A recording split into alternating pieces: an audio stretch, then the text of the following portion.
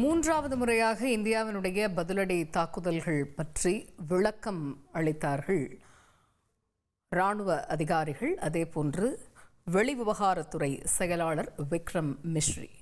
இது பற்றி பல்வேறு பார்வைகளும் நாம் பெற்று வருகிறோம். அந்த வகையில் எமது செய்தியாளர் ரமேஷ் இணைகிறார். ரமேஷ், நிறைய விஷயங்களை வெளிவிவகாரத்துறை செயலாளர் விக்ரம் மிஸ்ரி சொல்லியிருந்தார். IMF கிட்ட போவோம், பாகிஸ்தானுக்கு சப்போர்ட் பண்ணக்கூடாது, நிதி உதவி கொடுக்கக்கூடாதுன்னு சொல்லுவோம். இன்னும் நிறைய விஷயங்கள், அதாவது பயணிகளையே அவங்க கேடயமாக பயன்படுத்தினாங்க. நேற்று நடைபெற்ற அந்த தாக்குதலில் லாகூர்லெல்லாம் வான்பரப்பிலேயே பயணிகளுடைய விமானம் இருந்தது, அவங்களே கேடயமாக பயன்படுத்தினாங்க. அந்த லெவலுக்கு ஒரு மோசமான ஒரு போர் யுக்தி அவங்க கடைபிடிக்கிறாங்க. இந்த மாதிரி நிறைய விஷயங்களை பட்டியலிட்டார். இதுக்கு அடுத்து என்ன அப்படிங்கிற ஒரு கேள்வி இப்போ எழுது. அதை பற்றிய விவரங்கள். நிச்சயமாக நேற்று இரவு இந்தியாவின் பல்வேறு நகரங்களில் பாகிஸ்தான் ட்ரோன் தாக்குதலை நடத்தியது. இது தொடர்பாக இந்திய வெளியுறவுத்துறையினுடைய செயலாளர் விக்ரம் மிஸ்ரி உள்ளிட்டோர் இன்று செய்தியாளர்களிடம் விரிவாக விளக்கம் அளித்தனர். அவர்கள் சொன்ன விஷயங்கள்ல மிக முக்கியமானது, நேற்றைய தினம் இந்தியாவினுடைய 36 இடங்களை குறிவைத்து 300 முதல் 400 ட்ரோன்களை பாகிஸ்தான் ஏவி இருக்கிறது என்பது மிக முக்கியமான விஷயமாக பார்க்கப்படுகின்றது. இன்று காலை இந்திய ராணுவம் வெளியிட்ட அதிகாரப்பூர்வ தரவுகளின்படி பாகிஸ்தானுடைய 50 ட்ரோன்களை இந்தியாவினுடைய வான் பாதுகாப்பு அமைப்புகள் சுட்டு வீழ்த்தியதாக கூறியிருந்தது. எனவே மொத்தமாக 50 ட்ரோன்களை தான் பாகிஸ்தான் ஏவியது என்று பார்க்கப்பட்டது. ஆனால் தற்போதைய அந்த செய்தியாளர் சந்திப்பின் மூலம் 300 முதல் 400 ட்ரோன்களை பாகிஸ்தான் இந்தியாவை நோக்கி ஏவி இருக்கிறது என்று தெரியப்படுத்தப்பட்டிருக்கிறது. இருப்பினும் பாகிஸ்தானுடைய அனைத்து முயற்சிகளும் இந்திய ராணுவத்தால் வெற்றிகரமாக முறியடிக்கப்பட்டது என்று அவர் தெரிவித்திருக்கிறார். இது தவிர இந்த ட்ரோன்களுடைய அந்த உடைந்த பாகங்கள், ரெக்கேஜ் என்று சொல்லப்படக்கூடிய உடைந்த பாகங்களை சேகரிக்கக்கூடிய பணி நடைபெற்று வருகிறது. தடயவியல் ஃபாரன்சிக் ஆய்வும் கூட நடைபெற்று வருகிறது. முதற்கட்ட தரவுகளின்படி இந்த ட்ரோன்கள் அனைத்தும் டர்க்கியில் தயாரிக்கப்பட்ட ட்ரோன்கள் என்று தெரிய வந்திருக்கிறது. மேலதிக விவரங்கள் விரிவான ஆய்வுக்கு பிறகு தெரிய வரும் என்று அவர் குறிப்பிட்டிருக்கிறார். அதே போல பாகிஸ்தான் தன்னுடைய வான் தளத்தை மூடியதாக தெரிவித்திருக்கிறது. ஆனால் தன்னுடைய வான் தளத்தை மூடவில்லை. பயணிகள் விமானத்தை வணிக விமான அந்த வான் தளத்தை தவறாக பயன்படுத்தி அதன் மூலமாக இந்த ட்ரோன் தாக்குதலை இந்தியாவின் மீது பாகிஸ்தான் ஏவி இருக்கிறது என்கிற ஒரு முக்கியமான குற்றச்சாட்டை முன்வைத்திருக்கிறார்கள். அது தொடர்பான வரைபடங்களையும் கூட அவர் சோஃபியா குரேஷி, இந்திய ராணுவ அதிகாரியான சோஃபியா குரேஷி அவர் காட்டியிருந்தார். தொடர்ந்து இந்தியாவில் பாகிஸ்தானுடைய போர் நிறுத்த விதிகளை மீறி பாகிஸ்தானுடைய அத்துமீறல் என்பது தொடர்ந்து கொண்டேதான் வந்திருக்கிறது. குறிப்பாக மத தளங்களின் மீது தாங்கள் எந்த விதமான தாக்குதலையும் நடத்தவில்லை என்று பாகிஸ்தான் திரும்ப திரும்ப கூறிக்கொண்டே இருக்கிறது. ஆனால் அது உண்மையல்ல. குருத்வாரா நேற்றைய தினம் கூட இந்தியாவினுடைய பூஞ்ச் பகுதியில் இருக்கக்கூடிய குருத்வாராவில் பாகிஸ்தான் தாக்குதலை நடத்தி இருக்கிறது என்கிற ஒரு குற்றச்சாட்டையும் அவர்கள் முன்வைத்திருக்கிறார்கள்.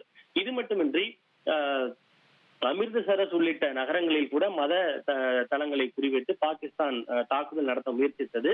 ஆனால் இதனை பாகிஸ்தான் எப்படி பிரித்து கூறுது என்றால், இந்தியாதான் அந்த மத வழிபாட்டு தலங்களின் மீது தாக்குதல் நடத்துவதாகவும் அவர்களே தாக்குதல் நடத்திவிட்டு அதனை பாகிஸ்தான் மீது பழி போடுகிறது என தவறான தகவலை பாகிஸ்தான் தொடர்ந்து பரப்பி வருகிறது என்கிற குற்றச்சாட்டையும் வெளியுறவுத்துறை என்பது முன்வைத்திருக்கிறது. அதே போல நேற்றைய தினம் சில தேவாலயங்கள் மீது கூட, ஜம்மு காஷ்மீர் பகுதியில் இருக்கக்கூடிய தேவாலயங்கள் மீது கூட பாகிஸ்தான் தாக்குதலை நடத்தி இருக்கிறது என்கிற குற்றச்சாட்டையும் அவர்கள் முன்வைத்திருக்கிறார்கள். குறிப்பாக தற்போதைய பாதுகாப்பு சூழலை கருத்தில் கொண்டு இந்தியா மற்றும் பாகிஸ்தான் இடையேயான அந்த கர்தார்பூர் வழித்தடம் என்பது தற்காலிகமாக மூடப்பட்டிருக்கிறது என்கிற விஷயத்தை அவர் குறிப்பிட்டிருக்கிறார். அதே போல பாகிஸ்தானுக்கான அந்த நிதி உதவியை நிறுத்துவது குறித்து நாங்கள் சர்வதேச நிதியத்துடன் தங்களுடைய கோரிக்கையை நாங்கள் முன்வைப்போம் என அவர்கள் தெரிவித்திருக்கிறார்கள். பாகிஸ்தானை ஊடுருவ விடாமல் இந்தியா விரட்டி அடித்திருக்கிறது. பாகிஸ்தானுடைய அனைத்து முயற்சிகளும் சுக்குநூறாக நொறுக்கப்பட்டிருக்கிறது என்கிற விஷயங்களையும் வெளியுறவுத்துறை தெரிவித்திருக்கிறது. மேலும் அமெரிக்காவினுடைய வெளியுறவுத்துறை செயலாளர் அவர்கள் தங்களோடு தொடர்பு கொண்டு பேசினார். இந்த பஹல்காம் பயங்கரவாத தாக்குதல், அதற்கு பிறகு இந்தியாவினுடைய பதிலடி ஆகியவை குறித்தெல்லாம் அமெரிக்க தரப்பிடம் நாங்கள் விரிவாக எடுத்துரைத்திருக்கிறோம். இந்தியாவினுடைய முயற்சிக்கு அவர்கள் ஆதரவு தெரிவித்திருக்கிறார்கள். குறிப்பாக பயங்கரவாதத்தை எதிர்த்து போராடும் அந்த முயற்சிகளுக்கு இந்தியாவோடு இணைந்து பணியாற்ற தயாராக இருக்கிறோம் என்கிற அந்த வார்த்தையை அமெரிக்கா தெரிவித்திருக்கிறது எனவும் வெளியுறவுத்துறை அவர்கள் தெரிவித்திருக்கிறது. ரமேஷ், இப்போ நீங்கள் இன்று திரு விக்ரம் மிஸ்ரி பேசினதுடைய முக்கியமான இன்சைட்ஸ் என்னென்ன அப்படிங்கிறத பட்டியலிட்டீங்க. நேற்றைய தினம் இதே போன்று விக்ரம் மிஸ்ரி பேசும்போது ஒரு விஷயத்தை கொடுத்தாரு. நாங்கள் எதையுமே எஸ்கலேட் பண்ணுறது கிடையாது, இந்தியா எதையுமே எஸ்கலேட் பண்ணுறது கிடையாது, வி ஆர் ஜஸ்ட் ரெஸ்பாண்டிங் அப்படிங்கிற ஒரு விஷயத்தை குறிப்பிட்டிருந்தார்.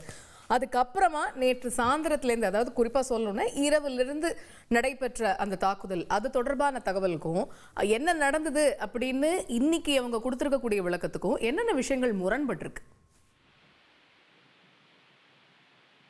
இதில் முரண்பாடு என்று இருப்பதாக எதுவும் தெரியவில்லை. இப்போதும் கூட அவர்கள் தங்களுடைய நிலைப்பாட்டில் உறுதியாக இருக்கிறார்கள். பதற்றத்தை அதிகரிக்க வேண்டிய உள்நோக்கம் எங்களுக்கு இல்லை. ஆனால் ஒருவேளை பாகிஸ்தான் திருப்பி தாக்கினால் நாங்கள் பின்வாங்க மாட்டோம், நாங்கள் திருப்பி அடிப்பதற்கு தயாராக இருக்கிறோம் என்று அவர்கள் கூறியிருந்தார்கள். கிட்டத்தட்ட அதே நிலைப்பாட்டில் தான் தற்போதும் கூட அவர்கள் உறுதியாக இருக்கிறார்கள். நேற்றைய தினம் கூட இந்தியாவே தானாக முன் சென்று பாகிஸ்தான் மீது எந்த விதமான தாக்குதலையும் நடத்தவில்லை. இந்தியாவினுடைய பல நகரங்களை குறிவைத்து பாகிஸ்தான் தான் ட்ரோன் தாக்குதல், மிசைல் தாக்குதல் ஆகியவற்றை ஏவி இருக்கிறது. முழுக்க முழுக்க இந்தியா அதற்கு அஃபென்சிவ் கூட இல்ல, டிஃபென்சிவ் தான் செய்திருக்கிறது. அதாவது திருப்பி கூட தாக்கவில்லை, தங்களை இந்தியா தற்காத்துக் கொள்ள மட்டுமே செய்திருக்கிறது. இந்தியாவை நோக்கி ஏவப்பட்ட ஏவுகணைகள் மற்றும் அந்த ஆளில்லா விமானங்கள் என்று சொல்லப்படக்கூடிய ட்ரோன்களை எல்லாம் வானிலையை இடைமறித்து தாக்கி அழித்திருக்கிறது.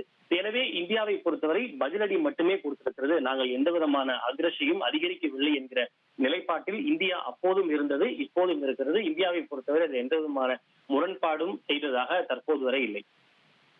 ரமேஷ், அதே மாதிரியே அமெரிக்க துணை அதிபர் ஜேடி வான்ஸ் கூட சொல்லும்போது இது இவங்க இந்தியா பாகிஸ்தான் இவங்க ரெண்டு பேருக்குள்ள நடக்கக்கூடிய ஒரு விஷயம், இதை இவங்க ரிஃப்ரெண்ட் பண்ணிக்கணும், பேச்சுவார்த்தை மூலமா தீர்த்துக்கணும், இந்த மாதிரியான விஷயங்களை சொல்லியிருந்தார். அமெரிக்கா இதுல பெருசா சொல்றதுக்கு என்ன அப்படிங்கிற மாதிரியான விஷயத்தையும் குறிப்பிட்டிருந்த போது நம்ம வெளிவிவகாரத்துறை அமைச்சர் அமெரிக்காவுடைய வெளிவிவகாரத்துறை அமைச்சர் கிட்ட இது சம்பந்தமா பேசினாங்க அப்படின்னும், இதுல இந்தியாவோட துணை நிற்குது அமெரிக்கா அப்படிங்கிற ஒரு விஷயத்தையும் பார்க்க முடியுது. இதுல இருக்கக்கூடிய அந்த முரண்பாடு எப்படி சொல்றது? இல்லை, அமெரிக்கா மட்டுமல்ல, அதாவது எந்த ஈரானாக இருக்கட்டும், அதே போல சவுதியாக இருக்கட்டும், யூகேவினுடைய பாதுகாப்புத்துறை செயலாளர் அவர்களோடு கூட திரு ஜெய்சங்கர் அவர்கள் பேசியிருக்கிறார். அவர்களோடும் இந்த கருத்தை தான் அவர்கள் திரும்ப திரும்ப சொல்லியிருக்கிறார்கள். அதாவது இதை இந்தியா முன்னெடுக்கவில்லை. இந்தியா முழுக்க முழுக்க செய்வதெல்லாம் பெஹல்காம் பயங்கரவாத தாக்குதலுக்கான பதிலடியை தான் இந்தியா கொடுத்திருக்கிறது. எனவே முதல் தாக்குதல் என்பது, இதற்கான ஆரம்ப புள்ளி என்பது பெஹல்காம் பயங்கரவாத தாக்குதல் தான். அதனை முன்னெடுத்தது இந்தியா அல்ல, பாகிஸ்தான். அதற்கு பதிலடி மட்டுமே இந்தியா கொடுத்தது. இந்தியா எப்படி பதிலடி கொடுத்தது? ஆபரேஷன் சிந்தூர் நடவடிக்கையின் மூலம் இந்தியா பதிலடி கொடுத்தது. அதுவும் கூட பாகிஸ்தானுக்கோ பாகிஸ்தானுடைய ராணுவத்திற்கோ இந்தியா கொடுக்கவில்லை. பாகிஸ்தானுடைய பயங்கரவாத நிலைகளை குறிவைத்து மட்டுமே தாக்குதல் நடத்தியது. இதில் பாகிஸ்தானுடைய அப்பாவி பொதுமக்களோ அல்லது அங்க இருக்கக்கூடிய மத நிறுவனங்களோ அல்லது ராணுவ நிலைகளோ தாக்கப்படவில்லை. இந்தியா தன்னை தற்காத்துக் கொள்வதற்காக ரைட் டு ரெஸ்பாண்ட் என்கிற அந்த உரிமையை தான் இந்தியா பயன்படுத்தி இருக்கிறது. ஆனால் இது அதோடு முடிந்து விட்டது. இதனை மேற்கொண்டு தீவிரப்படுத்த எண்ணமோ உள்நோக்கமோ எங்களுக்கு இல்லை.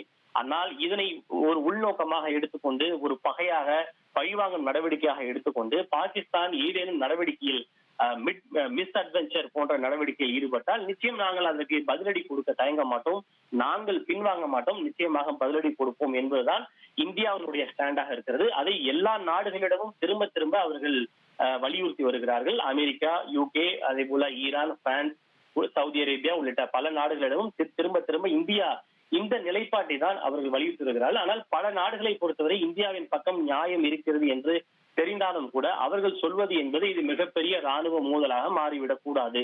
ஏற்கனவே ஒரு பக்கம் ஹமாஸ் மற்றும் இஸ்ரேல் இடையில் போர் நடைபெற்றுக் கொண்டிருக்கிறது.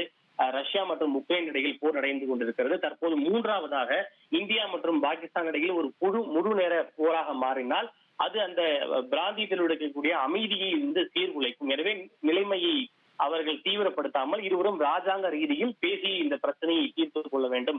அதற்கு வேண்டுமானால் நாங்கள் எங்களால் என்ற எல்லா உதவிகளையும் செய்வதற்கு தயாராக இருக்கிறோம் என்று அமெரிக்கா, யூகே, பிரான்ஸ் உள்ளிட்ட எல்லா நாடுகளும் தங்களுடைய ஆதரவையும் தங்களுடைய பங்கையும் செலுத்துவதற்கு முன் வந்திருக்கின்றன.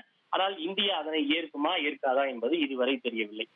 பொறுத்திருந்து பார்க்கலாம் அது தொடர்பாக இந்தியா என்ன மாதிரியான ஒரு நடவடிக்கையை மேற்கொள்ள இருக்கு அப்படின்னு. இதுவரைக்கும் இருக்கக்கூடிய இன்சைட்ஸை விவரிச்சமைக்கு ரொம்ப நன்றி.